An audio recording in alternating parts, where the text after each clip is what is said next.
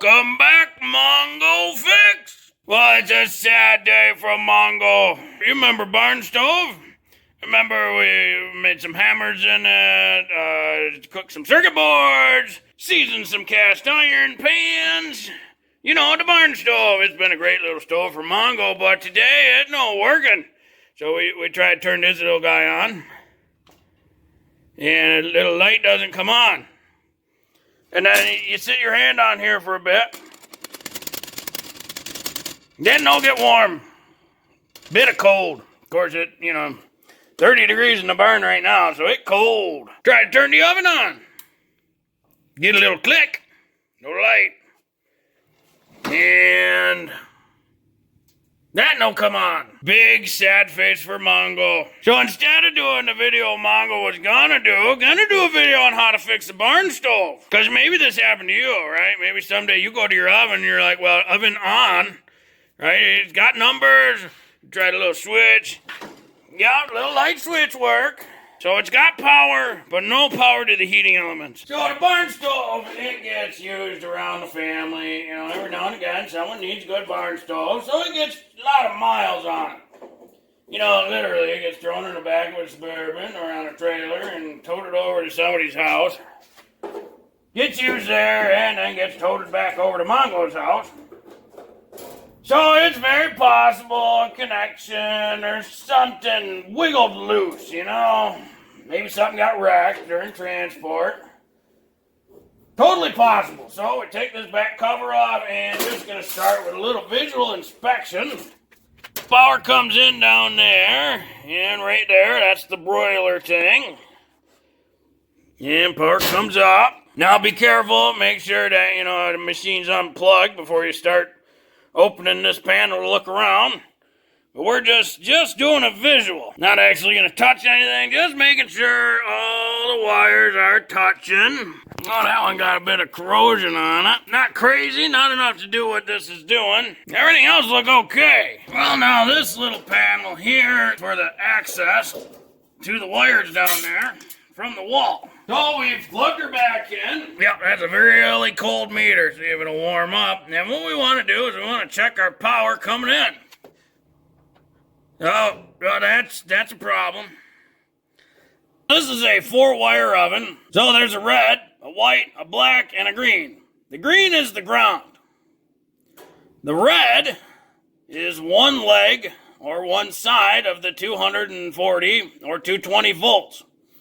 The black is the other leg or the other side of the 240 or 220 volts. The white is the neutral. So it's between, just like it's laid out here. This is one leg of 220. This is the middle leg or the neutral. This is the other leg of the 220. When we measure across here, we should get 220, 240 volts. So our meter is set to AC, and we have 104 volts there. The red leg is 14 volts, and the black leg is 120 volts.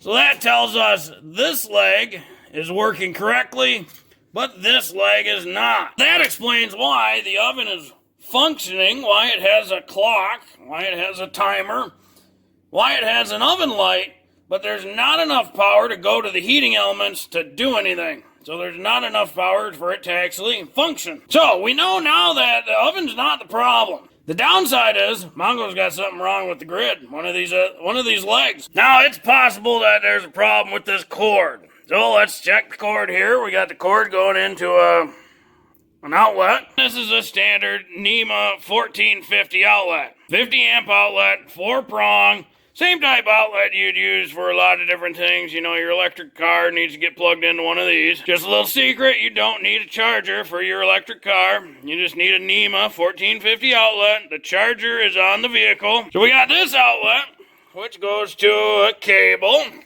This is a custom extension cord Mongo made, and that plugs into a 3-prong outlet for the welder. That is a NEMA 6-50 outlet. Mongo made this extension cord adapter thingy And Mongo, I already know lots of people are gonna say, Mongo, you're not supposed to do that.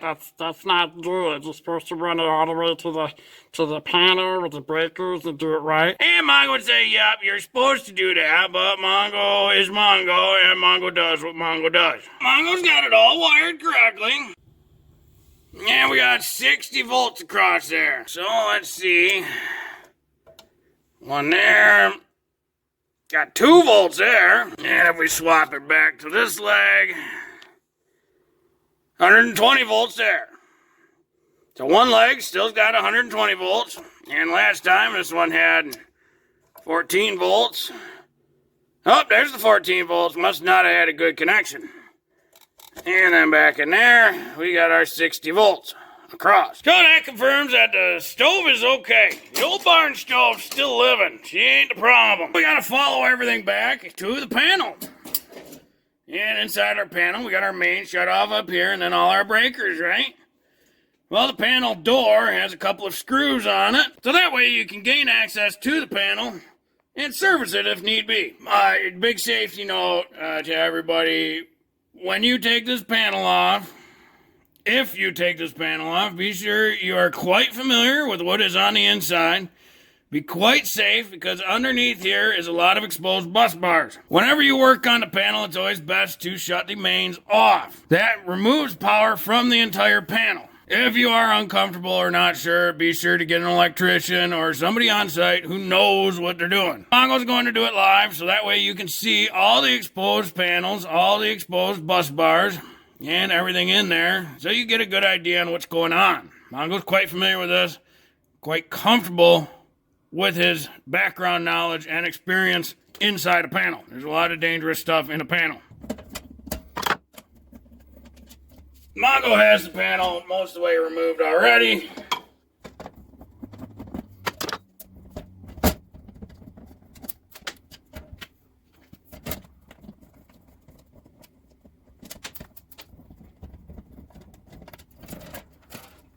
And there's inside the panel. This is a live panel, and this panel is a sub panel from the house. So we got our meter here. And when we measure across these two, we get our 240 volts. Or 220, depending on what you call it. If we measure one leg of this, we only get 120 volts. And we can confirm, this is the main breaker up here, and we have our black and red coming into it. 240 volts. Coming off of this main breaker is one bus bar. That's 120 volts. And another bus bar, that's 120 volts. This is why they call them legs. This is the one leg, this is the other leg. So 2 legs, 120 volts each. Right, this leg's 120 volts. This leg is 120 volts. When you put the two together, 240 volts. Now this breaker here, this is the one that runs the welder. So this is the breaker in question. And this is the breaker that runs the plasma cutter. That one is not in question, as of now at least. So let's see what we get here. There's our 60 volts. So it looks like the leg with the black wire is 13 volts. And the leg with the white wire is 120 volts. If we compare to this other breaker, 240 volts. So this breaker is faulty. This breaker has some sort of problem with it, to where it's somehow got a lot of resistance on one leg. So that breaker has to be replaced. This breaker is just fine and dandy, no problems. Now luckily, Mongo's got spare parts laying around. Here's another GE 50 amp breaker. It was brand new many years ago when Mongo bought it. Because Mongo likes having spare parts just in case something like this happens. Always good to have a couple 20s, couple 15s, and if you got 30s, 40s, 50s, have a spare of those. So that way Mongo can replace it and then go to the store buy a new one later. To replace this, the first thing you got to do is make sure your main is off. That does mean all the lights will be killed, so be sure to get some flashlights ready. There is live power ready to go right there. So as soon as you touch that, you get electrocuted because you're standing on the ground, and electricity wants to always get to its lowest form or go from the high potential to the low potential, which is ground. So, once you get that off, you can pull the breaker out. It's just got a couple little tabs back there, so you pop it off this way and pull it out. That's the wrong wiring. It's supposed to be black and red because that's a 220, and it's supposed to have a 4-wire because you got to have ground and a neutral and all that stuff. And Mike will say, "Yep, sure is. It's going to the right spots of the outlet. It's going to the right spots of the breaker. Yes, the color is off." Next, just a flathead. These should be very tight inside there. If they're not very tight, they're too loose. And the breaker comes right off. When you go to put the new breaker in, start off, make sure it's off. And a lot of times these come pushed down all the way, so we're going to loosen all of these clamps.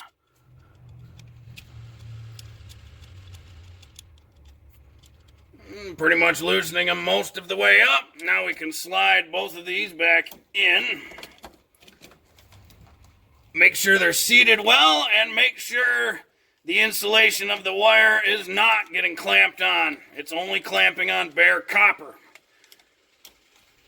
And then we'll close the clamps.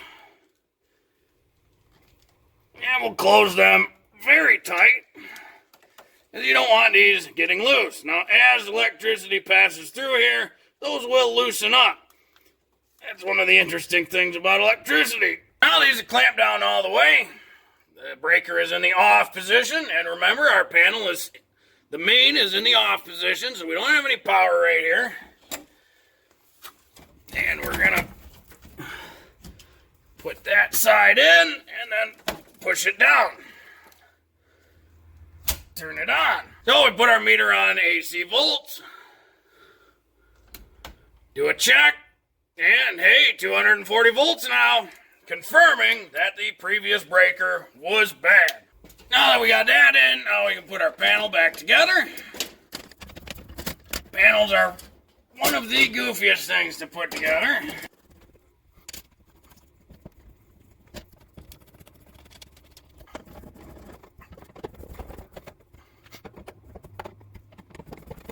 If we did everything correct, looks like our oven's back on.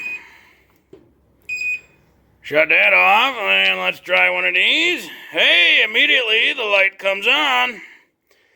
And at the same time, hey, the oven light comes on. Give them a minute. Oh, getting hot already. Oh yeah, she's getting warm. All right, barn stove back in action. Just something interesting about this breaker. If we put our meter on resistance and do one leg, get open. Do the other leg, 0.1 ohms. Which is interesting because that leg, voltage-wise, showed 13 volts. But resistance is open. Just something interesting. Oh yeah, she's piping hot now. Now I'm gonna go get a little heat in the barn this winter. Well, hopefully this video helped you if you ever got an oven that won't turn on. Or a questionable device that's not quite working right. Maybe it's not the device at all. Maybe it's the wire or outlet or the breaker itself. Well, if you like this video, be sure to like this video. If you like this video and other videos from Mongo Fix, be sure to subscribe. Mongo always working on all sorts of stuff. Mongo, thank you.